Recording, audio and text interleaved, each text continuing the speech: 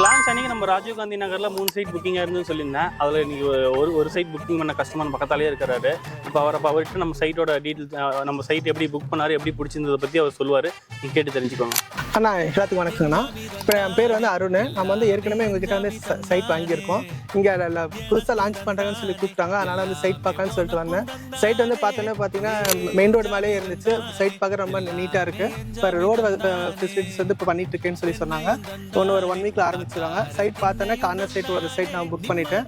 இங்கே வந்து பார்த்தீங்கன்னா சென்டர் 4 to 4 போயிட்டு இருக்கு. எனக்கு வந்து கொஞ்சம் ஃபஸ்ட்டாக புக்கிங் பண்ணனால கொஞ்சம் ரேட் வந்து நெகோசியேஷன் பண்ணி கொடுத்தாங்க. ரொம்ப பரவாயில்ல. கொஞ்சம் கைராசியான கம்பெனி தான் சிக்கு ப்ரொமோட்டர்ஸ். பார்த்தீங்கன்னா நான் ஆயுத பூஜை அன்னைக்கு நான் இங்கே வந்து வாங்கிட்டேன். நீங்களும் வந்து பாருங்கள்.